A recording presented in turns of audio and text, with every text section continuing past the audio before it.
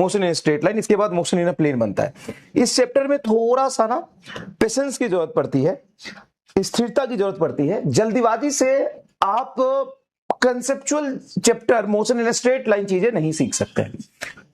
आपको थोड़ा सा समय देना पड़ता है ना, चीजों को विजुअलाइज करना पड़ता है। आप डायरेक्टली फॉर्मूला रट के चीजों को याद रख के सवाल यहां पे नहीं सॉल्व कर सकते हैं। देखो मैकेनिक्स 1 जिसमें स्ट्रेट लाइन से लेकर के रोटेशन तक आता है, और मैकेनिक्स 2 जिसमें ग्रेविटेशन से लेके एसएचएम वेव तक आता है, उसके लिए बस 2 लाइन कहूंगा मैं। अरे यार देखो मैकेनिक्स 1 जो motion in a straight line से लेके रोटेशन तक आता है, mechanics 1 motion in a straight line से लेकर के रोटेशन तक आता है, और मैकेनिक्स 2 ग्रेविटेशन से लेके एसएचएम वेव तक आता है। मैकेनिक्स 1 एंड मैकेनिक्स 2 में जमीन आसमान का अंतर है। क्या? 2 लाइन में समझना। मैकेनिक्स 1 में फॉर्मूले होते हैं कम और सवाल में होता है दम। मैकेनिक्स 2 में फॉर्मूले होते हैं बहुत ज्यादा और सवाल में नहीं होता है दम। वहां पे सवाल डायरेक्टली फॉर्मूला बेस्ड होता है। Gravitation cancellation due to gravity याद है, आप कर ले जाओगे। पोटेंशियल का फॉर्मूला याद है, कर ले जाओगे। पोटेंशियल एनर्जी आता है, कर ले जाओगे। एस्केप वेलोसिटी का फॉर्मूला याद है, ऑर्बिटल वेलोसिटी का फॉर्मूला याद है, केपलर्स लॉ याद है, कर ले जाओगे। एसएचएम में देखो फॉर्मूला बेस्ड सवाल आता है। तो मैकेनिक्स 2 में पढ़ने का तरीका यह है कि कंसेप्चुअली समझो, लेकिन फॉर्मूला ज्यादा मेमोराइज करना ही पड़ेगा, कोई और ऑप्शन नहीं है। आप डिराइव थोड़ी ना कर लोगे orbital velocity, escape velocity, Kepler's law के कंसेप्ट को, फॉर्मूले को। लेकिन मैकेनिक्स 1 में आपको चीजें विजुअलाइज करनी पड़ेगी। अब बताओ मोशन इन स्ट्रेट लाइन में कितने फॉर्मूले? शायद 3 इक्वेशन ऑफ मोशन और क्या। लेकिन हर एक सवाल अपने आप में कंसेप्ट है, हर एक सवाल को विजुअलाइज करके आपको सॉल्व करना पड़ेगा। समझ में आया? अगर समझ में आया तो एक बार कमेंट बॉक्स में थम्स अप कर दीजिए, यस सर बात तो आपकी सही है।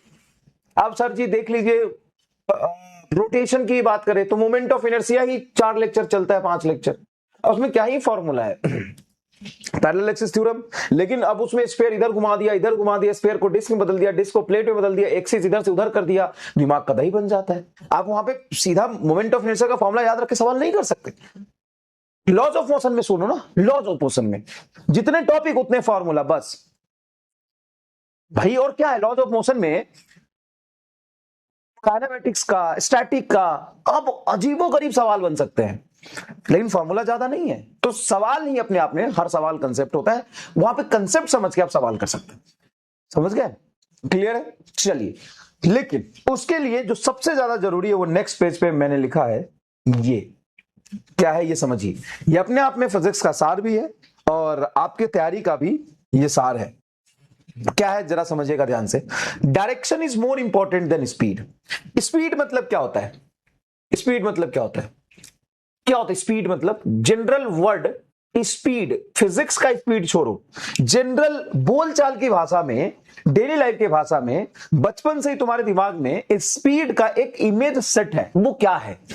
क्या है स्पीड? मतलब तेज, हाउ फास्ट, कितना रफ्तार है आपके अंदर, कितना तेज भाग रहे हैं आपके अंदर, है ना। स्पीड का मतलब ये होता है। बट आप कितना तेज भाग रहे हैं वो इस बात की गारंटी है कि आप मंजिल पे पहुंचेंगे कि नहीं पहुंचेंगे? नहीं है सर। हम मान लो बहुत तेज भाग रहे हैं, बहुत तेज भाग रहे हैं, बहुत तेज भाग रहे हैं, लेकिन किधर भाग रहे हैं हमें नहीं पता। No direction known. ऐसा नहीं कि डायरेक्शन नहीं है, कहीं तो भाग ही रहे होगे, लेकिन नो डायरेक्शन नोन। हमें डायरेक्शन पता ही नहीं, हमें डायरेक्शन नहीं गिवन है, हम बस भाग रहे हैं। स्पीड पता है मतलब हम भाग रहे हैं, तो क्या इस बात की गारंटी है कि आप मंजिल पे पहुंच जाएंगे? नहीं। तो वही प्रॉब्लम होता है मेजॉरिटी बच्चों के साथ। होमो में आके कुछ भी बहुत ज्यादा गधों की तरह मेहनत करते हैं, लेकिन सिलेक्शन से दूर रह जाते हैं। आपको smart work and hard work दोनों करना है, एक सही डायरेक्शन में, सही तरीके से। जब तक आप सही तरीके से सही डायरेक्शन में मेहनत ना करें ना, तो कुछ भी पढ़ते रह जाए, सिलेक्शन नहीं होगा। नीट का एक पैटर्न है, नीट का एक तरीका है, नीट में सवाल पूछने का भी एक पैटर्न है। चाहे आप सवाल री नीट 2026 का देख लें या 2025 का देख लें, वो टफ सवाल सिलेबस के अंदर से बनाता है, सिलेबस के बाहर से नहीं बनाता। तो मैं बार बार आपको कह रहा हूं कि जो भी कोई चैप्टर चले, हालांकि फिजिक्स अभी शुरू हुआ है, अभी आपको फिजिक्स के 28 चैप्टर पढ़ने हैं, लेकिन आप 2 चीजें शुरू से ही अपने साथ रखिए। ना तो मेरे पे भरोसा करो, ना किसी पे भरोसा करो, 2 चीज अपने साथ रखो। एक एनसीईआरटी फिजिक्स का, और उसमें जो टॉपिक गिवन है, जो क्वेश्चन गिवन है, दूसरा एनटीए ने जो सिलेबस दिया है, और उसमें जो चीज है वो तो किसी भी कीमत पर छूटना नहीं चाहिए। तुम्हें यकीन नहीं होगा, लास्ट ईयर मैं एग्जाम के 1 महीने पहले बच्चों से पूछा कितने लोगों के पास एनसीईआरटी और एनटीए का सिलेबस का कटआउट है, उसमें से 60% बच्चों के पास नहीं था। तो फिर तू कहां जा रहा है भाई? पढ़ाते समय तो कई ऐसी चीजों की जरूरत पड़ती है कि हम थोड़ा ऑफ टॉपिक भी समझाते हैं, क्योंकि कंसेप्ट समझाने के लिए जरूरत पड़ती है, लेकिन आपको तो स्टिक रहना एकदम। पूरी पीएचडी करनी है पहले सिलेबस पे, शायद आप समझेंगे धीरे धीरे टाइम के साथ। चलिए।